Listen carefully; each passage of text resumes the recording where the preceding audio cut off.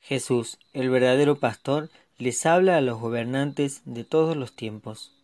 Antes de comenzar a desarrollar el capítulo 10 del Evangelio según San Juan, compartiremos el esquema que presenta el texto. Del versículo 1 al 6 encontraremos el discurso enigmático, precedido por el doble Amén. Del versículo 7 al 10 aparece un primer desarrollo, la puerta. Aparece un doble Amén y 2 veces Yo soy. Del versículo 11 al 18, en un segundo desarrollo se habla sobre el pastor. 2 veces Jesús dice Yo soy. Del 26 al 29, el último tema que presenta son las ovejas.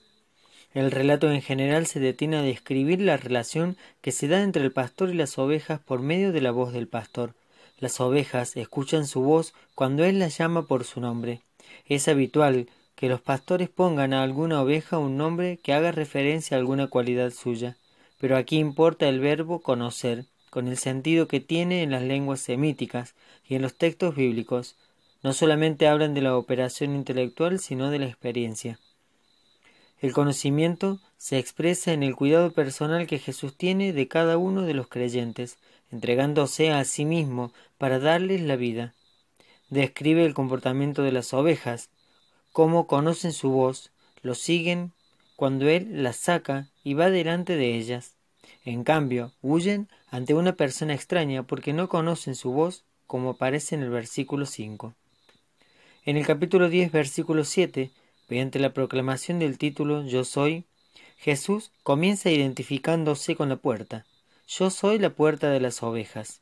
El criterio de la puerta sirvió para distinguir al verdadero pastor de aquellos que no lo eran, como presenta el versículo 10. Evoca además el autor del cuarto evangelio el texto antiguo del Antiguo Testamento como el Salmo 23 y Ezequiel 34. Yahvé como pastor de Israel. Jesús se compara con los falsos pastores. El título pastor fue ampliamente utilizado en el Oriente Antiguo y también en el mundo helenítico para designar a dioses y gobernantes.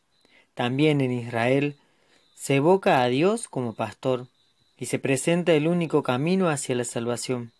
Aunque en el texto no se explicita, queda sobreentendido que en la comunidad cristiana existen pastores que ingresan a través de la puerta que es Jesucristo, pero hay otros que pretenden entrar saltando por otra parte.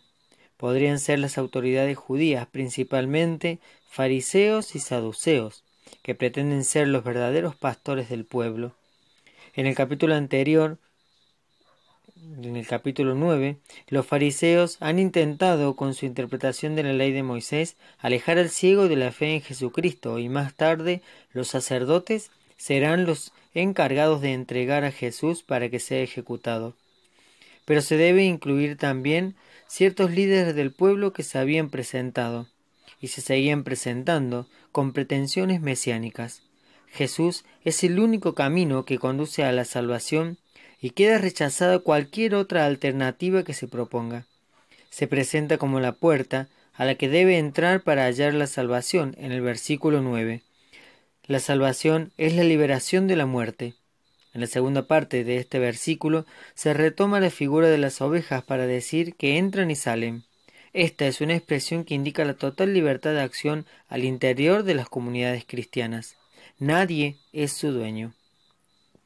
Hoy también Jesús nos sigue diciendo que Él da la vida por las ovejas, porque ellas son de su propiedad. El asalariado, en cambio, abandona las ovejas y huye mientras el lobo las arrebata y las dispersa. Esta despreocupación se debe a que las ovejas no le pertenecen. Jesús debe reunir y conducir a otras ovejas para que junto con las primeras formen un solo rebaño bajo un solo pastor. Hoy se suele entender esta frase en sentido ecuménico. Las comunidades cristianas están o deben estar abiertas a otros enfoques de fe y lograr una comunidad siempre mayor, siempre más amplia. En nuestra vida cotidiana, ¿estamos dispuestos a escuchar la voz del pastor verdadero y a unirnos en un solo rebaño, sabiendo que Él es el único pastor y todos nosotros un único rebaño?